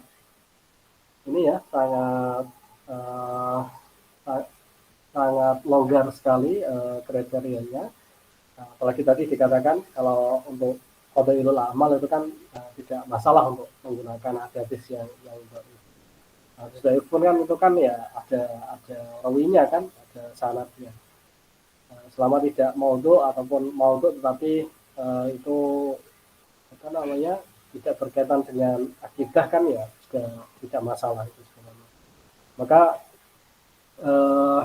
di dalam iktibas nanti ya itu ada yang memang seperti Dirsul Amani tadi itu secara bebas. Kalau yang dalam diantologi tadi kan agak berdekatan ya dari redaksi-redaksinya. Jadi wazan bahar ya, pakai tawel, pakai kamil atau pakai rozah itu juga nanti menentukan kualitas riwayatnya, riwayat hadis ya. Apakah nanti dia bisa menggunakan bil lafzi atau hanya menggunakan bil makna. Kemudian terkait tadi tentang orientalis ya, ya memang orientalis ini kan karena digaungkan oleh orang-orang ya barat sana yang kemudian membagi daerahnya ya yang di mana di barat Jabal Torek ya, Gibraltar itu adalah barat, kemudian yang di timur Gibraltar itu adalah timur ya, maka mereka kemudian menyebut kajian-kajian di timur itu ya sebagai kajian orientalis ya, Orient, ada Orient, ada Occident, bahasa Perancis itu. Kemudian nanti timur juga orientalis itu kan tidak hanya di Timur Tengah saja, tapi nanti ada timur dekat seperti Afrika ya, termasuk Maroko, Tunisia, Aljazair itu. Kemudian ada Timur Tengah ya, termasuk nanti Mesir ya, kemudian Iran, Suriah, kemudian ada Timur Jauh seperti India ya, termasuk Indonesia kita juga kajian-kajiannya Timur Jauh. Tapi secara umum itu dimasukkan dalam kajian-kajian orientalis. Nah, kenapa mereka banyak mengkritik tradisi ya di dalam hadis? Karena mereka ya ukuran, jadi orientalis ya zaman dulu ya, orientalis klasik itu kan mereka mengukur orang lain kan dengan ukuran mereka, dengan standar mereka. Orang yang berperadaban itu orang yang pakai dasi, yang pakai kemeja ya, yang sudah pakai mesin di dalam aktivitasnya, itu adalah orang yang berperadaban. Maka mereka melihat orang-orang Afrika, orang-orang yang di timur ya, terutama di Indonesia dulu zaman kerajaan itu ya belum berperadaban, apalagi belum mempunyai tradisi tulisan. Ya. Kenapa? Karena orang Barat itu, apalagi Romawi itu kan sudah ya sebelum Masehi itu sudah mempunyai tradisi tulisan. Maka standarnya mereka adalah standar mereka. Jadi Dalton Shong atau pandangan dunia ya, mereka itu adalah dunia mereka. Ya, mereka membayangkan dunia lainnya seperti dunia mereka. Maka ini hadis kok nggak ada catatannya, hanya riwayat tradisi lisan saja. Nah ini nggak benar ini nggak bisa, nggak bisa dianggap sesuatu yang bisa diilmiahkan ya, bukan sesuatu yang ilmiah. Nah, karena apa? Karena tradisi di mereka semuanya memakai tulisan. Gitu. Nah itu kemudian nanti yang akhirnya nanti menjadi postulat ya, postulat itu al-aslu ya, kalau di dalam bahasa usul fikih itu al-aslu fil ibadah itu at-tahrim hatta yadulal dalil ala ibahatihi gitu. Mereka juga punya kaidah ya, punya postulat seperti itu. Al-aslu fil hadisi maudu'un hatta yadulal dalil ala sihhatihi. Nah, kesahihan hadis itu seperti apa? Ya ada buktinya dong, ada bukti empirisnya, ada bukti tertulisnya. Kenapa? Nah, Romawi saja yang sebelum ada Kanjeng Nabi punya tradisi tulisan. Ya, mereka punya bukti empiris, punya kerajaan kan, punya mausoleum, punya patung-patung, punya lukisan, ya, punya bangunan-bangunan. Masuk Kanjeng Nabi itu 700 tahun 630 sekian kok tidak ada buktinya. Nah itu mereka mengukurnya seperti itu. Maka mereka itu akhirnya keilmuan yang mereka bawa adalah keilmuan yang empiris, positivistik ya, dan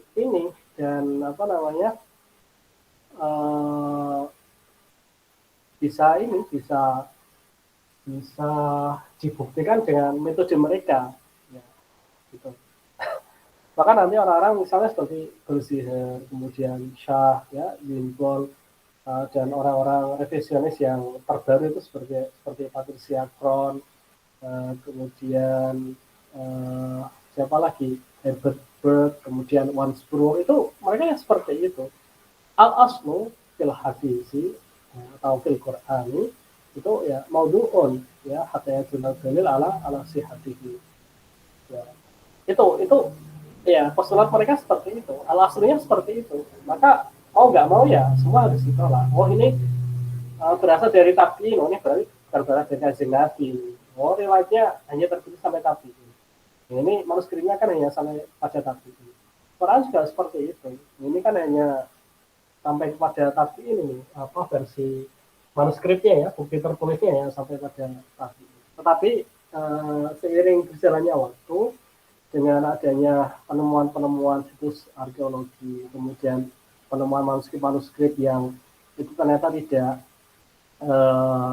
ditemukan sebelumnya ya, seperti misalnya Codex Parisino ya tentang Quran yang berasal pada zaman Nabi itu kan sebenarnya tidak sengaja ditemukan di masjid mana itu, jadi ada di Loteng itu tidak tersentuh sama sekali, tersimpan di situ. Ternyata ketika uji radiokarbon ternyata 75% itu kemungkinan berasal dari zamannya Kanjeng Nabi. Nah, itu kalau Berzier itu pada zaman sekarang ya dengan metode yang sudah sangat canggih, dengan manuskrip yang sudah terbuka dengan baik ya, apalagi sekarang kan semua open source ya, sekarang terbuka, orang mau mengakses papirus, mau mengakses manuskrip itu semuanya bisa online ya, dan itu bisa sudah mudah untuk mengecek ini tanggal berapa ya, holofonnya itu ya tanggal berapa, dulu itu oleh siapa ya, penyanyinya siapa, itu sudah terjadi semua di dalam website yang ada ya, terutama yang berasal dari British Library, kemudian dari ya kampus-kampus barat itu yang punya koleksi banyak ketika menjajah di Timur Tengah itu kan ya itu semakin mereka akhirnya ya juga kewalahan dengan memperhatikan argumen-argumen mereka. Maka sekarang itu proyek-proyek orientalis itu yang revisionis ya, yang menganggap Quran hadis itu palsu itu kan sekarang sudah agak berkurang. Mana orang setelah Quran itu? Sama Patricia Kron itu kan sudah berkurang ya. Apalagi nanti yang akan kita kasih misalnya ada Herbert Berg itu kan juga antara ya, yang mau ikut madhabnya Berzier atau mau ikut madhabnya tradisionalis seperti Motsky, seperti Nadia Alford atau Franciskin, itu kan dia masih aman ya mau ikut yang mana, karena proyeknya sudah habis, sudah tidak ada lagi celah-celah yang mau dicari lagi, yaitu ya sudah proyek habis, ya sudah fundingnya sudah tidak ada, kemudian pelaksananya sudah tertutup semua, apalagi dengan zaman keterbukaan informasi dan pengetahuan seperti sekarang ya. Dulu kan jurnal-jurnal ilmiah itu kan aksesnya terbatas, sebenarnya berbayar. Sekarang kita pakai library Genesis, kita pakai Saihu itu kan sudah terbuka semua ya. Gitu. Jadi sudah tidak lagi dimonopoli dan tidak terbatas di kalangan-kalangan para pengkaji di sana ya. Gitu. Maka nanti akhirnya seperti orang-orang ya yang tradisionalis ya, seperti Motsky, kemudian ada George Scholar, nanti yang mempertahankan tentang bagaimana tradisi tulisan ya di dalam hadis itu, tradisi lisan ya, itu bagaimana nanti bisa membuktikan bahwa itu memang otentik. Sama seperti di dalam tulisan kita di Jawa kan seperti itu. Orang seperti Pijer, kemudian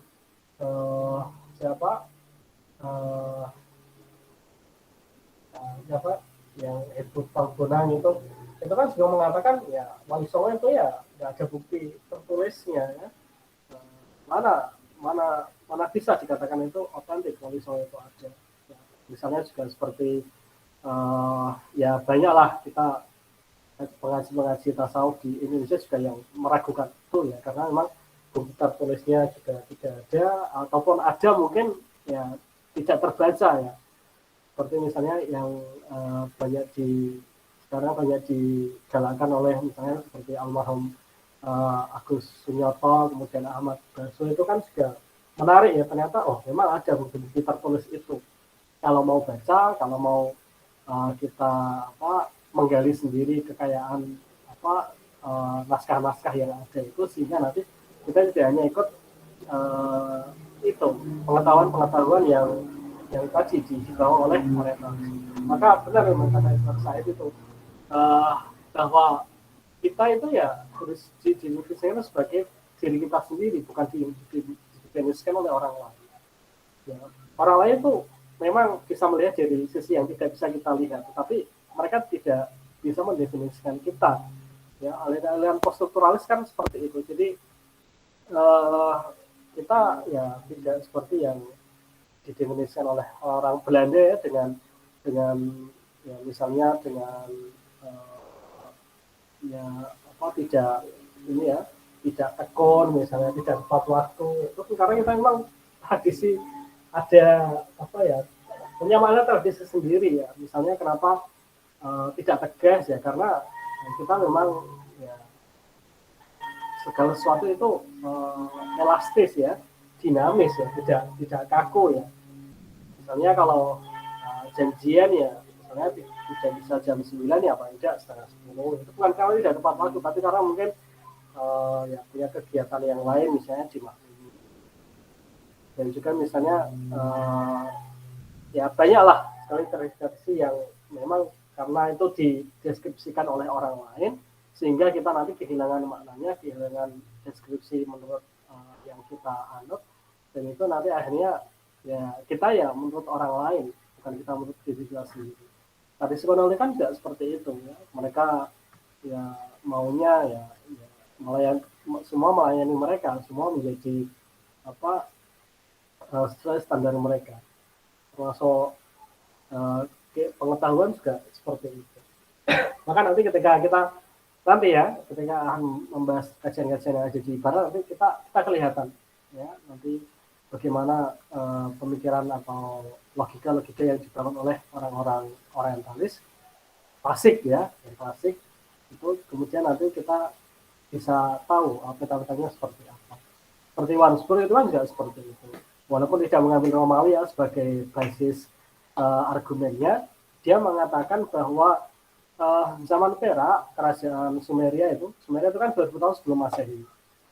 Ya, sebelum Masehi. Nah, Kanjeng Nabi kan 700 tahun ya, setelah Masehi, 600 tahun setelah Masehi. Ini kan jaraknya lama sekali, 2 milenium ya. Sejak zaman Nabi Isa sampai sekarang itu kan tahun 2000 ya. Seperti itu jaraknya. Tetapi mereka punya Sumeria itu ya, punya tradisi tulisan ya di dalam tablet itu, di artefak-artefak yang ditinggalkan oleh mereka ya, di istilahnya di istana-istana. Punya sistem sosial, sistem tradisi upacara kenegaraan, kemudian punya untuk orang mati nanti bagaimana untuk memperlakukannya, penguburan, kemudian arsitektur sipil dan lain sebagainya itu sudah punya. Loh, ini Kanjeng Nabi kok nawar Islam tak ada. Nah, itu basis argumennya seperti itu. Sehingga nanti arah Hijaz ya pada waktu itu kok belum punya tulisan, nah itu maka ini nanti bagaimana bisa dipercayai. Sumeria saja yang punya tradisi tulis ya di tablet-tablet itu yang ditinggalkan mereka, itu saja interpretasinya beragam ya, tidak hanya satu. Nah, apalagi ya hanya lesan ya, tradisi lesan, tidak ada teksnya, ataupun ada teksnya tidak ada bukti empirisnya. Ini kan nanti hanya interpretasi semuanya ya, interpretasi ini Kanjeng Nabi berkata seperti ini, itu kan nanti ya, atau misalnya hadasana Syu'bah, hadasana Malik, hadasana hadasana Nafi', hadasana Malik misalnya. Ini kan nanti akhirnya interpretasi dan itu akhirnya spekulasi dan tidak bisa membuktikan keaslian dari riwayat itu. Ya, tidak bisa itu. Apalagi nanti tidak ada ya kalau istilah penelitian ya triangulasi data, tidak ada sumber eksternal yang memverifikasi bahwa pernyataan itu benar ya. Tidak ada misalnya dari non muslim misalnya, dari catatan orang Romawi atau orang Parsi, tidak ada yang mengkonfirmasi itu kan juga ini mungkin tidak asli, karena apa, tidak ada di dalam catatan orang Romawi atau orang-orang Persia yang pada waktu itu punya peradaban yang sudah sangat besar gitu. Apalagi tidak ada kajian numismatik ya, tidak ada mata uang koin, tidak ada apa ya tadi peninggalan seperti kerajaan itu ya, bangunan-bangunan arsitektur itu juga nanti tambah meragukan ya bukti keaslian hadis itu. Maka dengan itulah, dengan basis argumen yang mereka bangun itu, akhirnya kajian-kajian sekarang berlomba-lomba untuk menuju ke sana ya, dan sebagian sudah terbuktikan ya. Misalnya ada sumber-sumber non muslim itu kan sudah sangat banyak ya tentang kehadiran Kanjeng Nabi ya. Misalnya di dalam kitab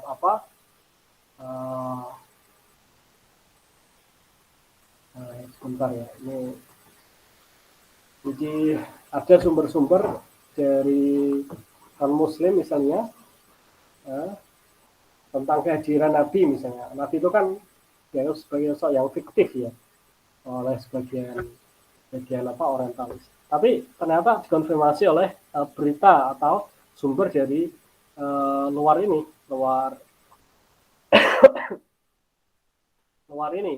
muslim ya, non muslim. Dan itu kan hanya nanti sebagai pembuktian ya, triangulasi data bahwa apa yang oleh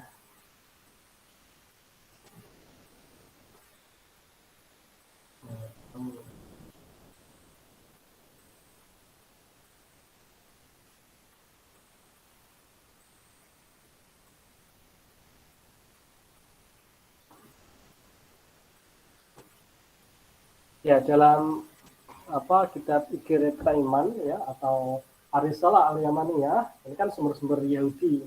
Ini disebutkan bahwa pada waktu Yom Kippur yang kan hari raya orang Yahudi, itu ada meleh Arab yang dia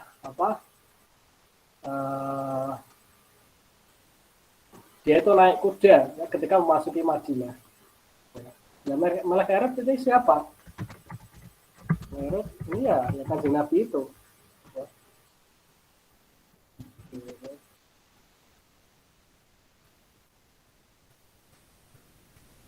Ini mirip yang mana ya? Coba saya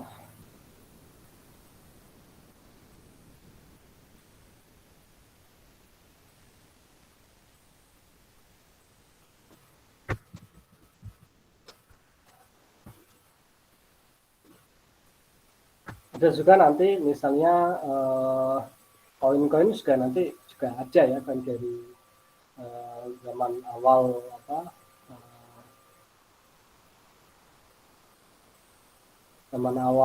Kanjeng Nabi ya, ini juga nanti ada.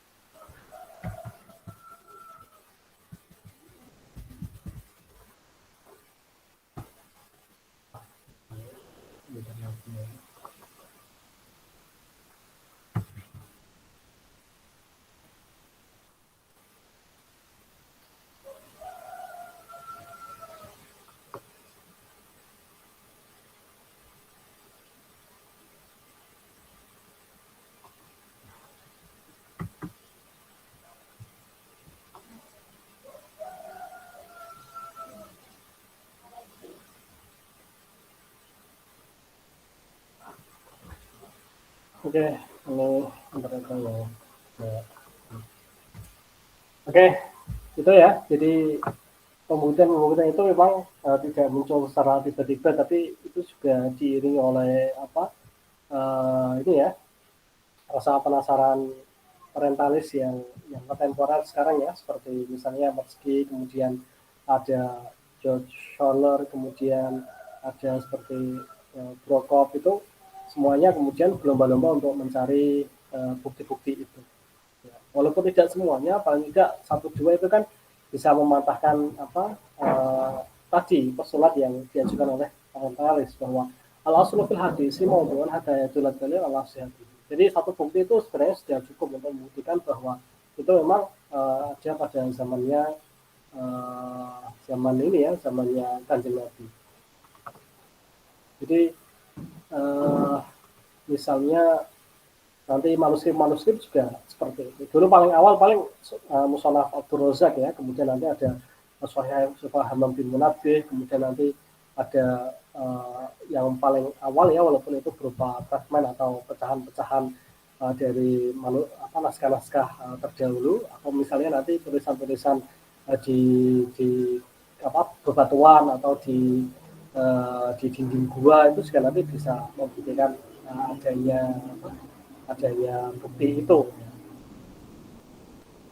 Nah, memang yang sekarang sulit itu kan memang untuk kajian-kajian orientalis klasik itu memang sudah menyebar kemana-mana. Jadi seakan-akan sudah jadi ini ya, sudah jadi kebenaran umum ya. Karena apa? Karena memang tidak ada yang bisa menyanggahnya ya. Jadi dia sudah menjadi ilmu-ilmu yang yang mapan ya, yang mapan menjadi normal science ya, menjadi normal science. Kemudian karena belum ada yang memfalsifikasi itu, akhirnya ya masih tetap menjadi pandangan umum bahwa hadis itu ya ini tidak ada bukti empirisnya, tidak ada bukti arkeologisnya ya, tidak ada bukti dari sumber eksternalnya, tidak ada manuskrip yang paling awal dan lain sebagainya.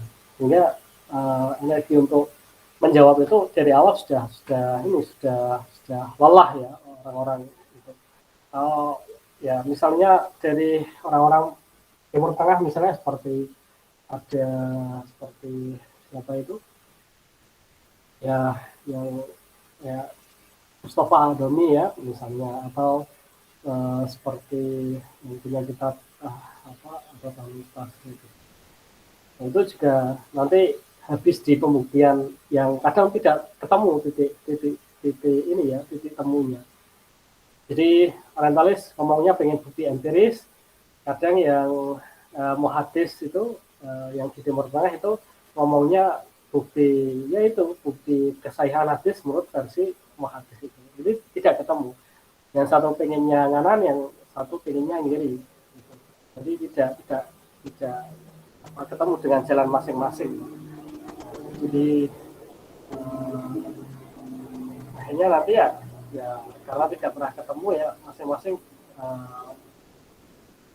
diskursus itu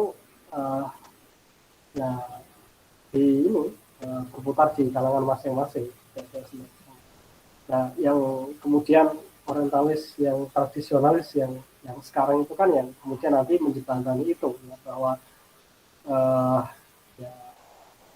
al-aslu fil hadis ya, sahih ya, hatta yadullu ala maudhu'ihi. Tapi ya juga terlalu ekstrim ya postulat seperti itu. Ya, meski yang mengatakan itu. Tapi itu juga sangat ekstrim. Ya yang agak mendingan ya itu seperti insyaallah, kemudian ada nanti Jonathan Prokop ya, dan lain sebagainya yang nantinya ingin itu membuktikan klaim ketidaksahihan dari orientalis klasik atau orientalis revision. Oke, tidak ada pertanyaan?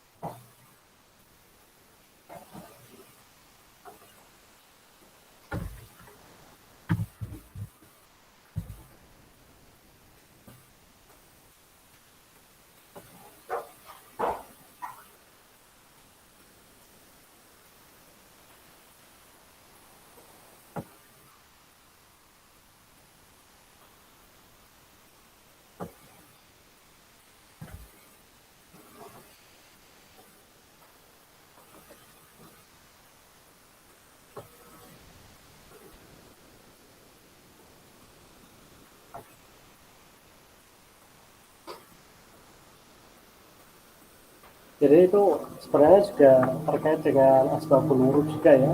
Nanti bagaimana ketika kita tidak menemukan asbabun nurud di dalam teks hadis, maka nanti ya carinya ke dalam sumber-sumber lain ya, sumber-sumber eksternal dari syair-syair jahiliyah, dari apa mungkin kitab-kitab yang membahas tentang Arab pra-Islam, atau mungkin ya seperti tradisi tiaroh itu kan, kalau tidak tahu kan nanti bisa ini ya kurang pas di dalam memahami hadis tersebut ya.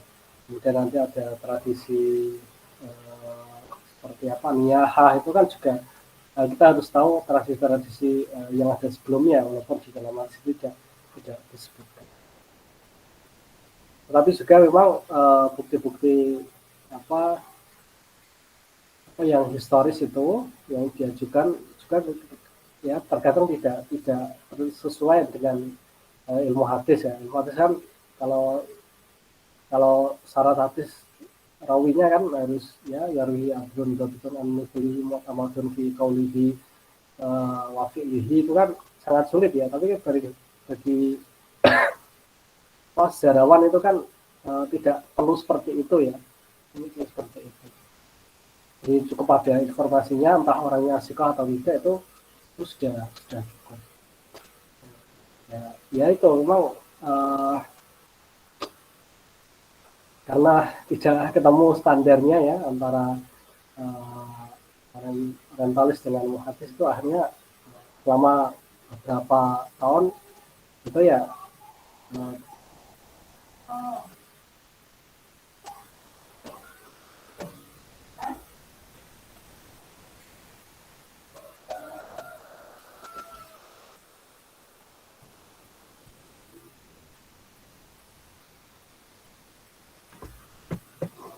ini kita sudah ketemu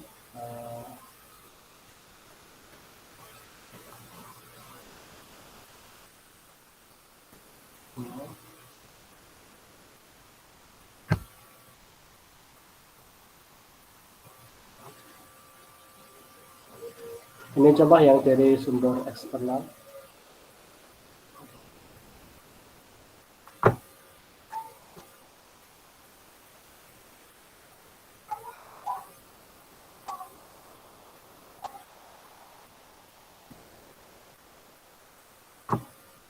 Ya ini ya, jadi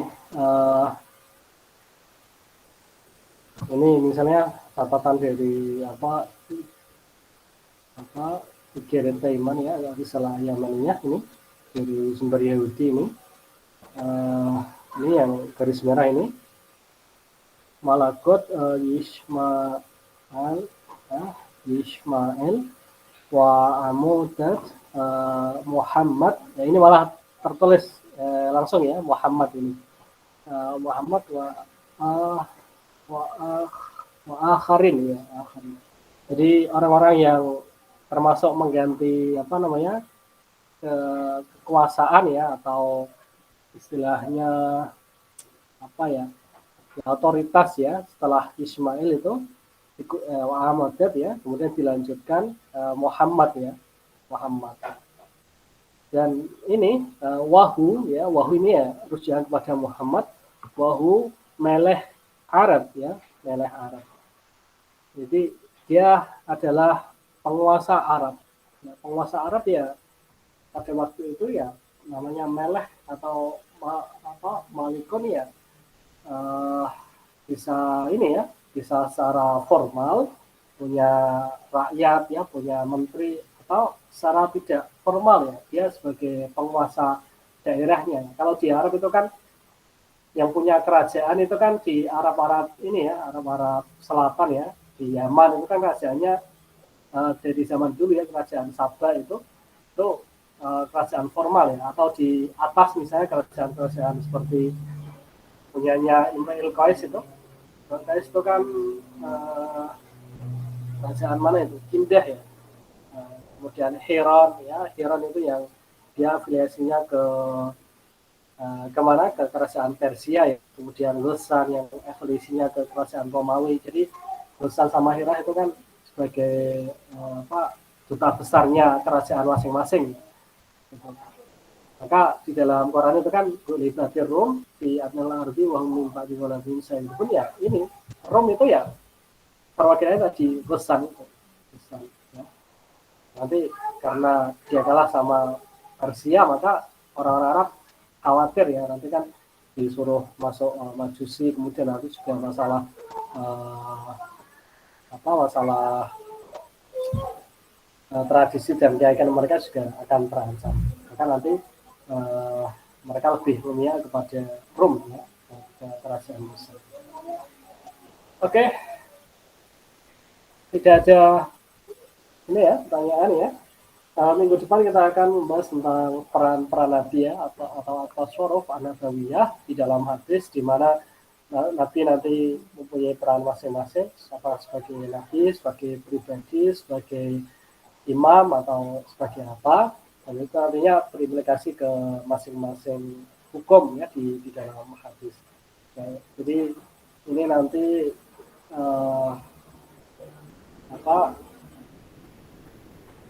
terkait dengan pemaknaan hadis yang tentunya tidak bisa semuanya dikaitkan ya Kanjeng Nabi sebagai ya pemimpin atau imam, tapi juga mempunyai peran-peran yang sangat banyak karena Nabi kan multi peran ya, sebagai kepala rumah tangga, sebagai pribadi dan sebagainya.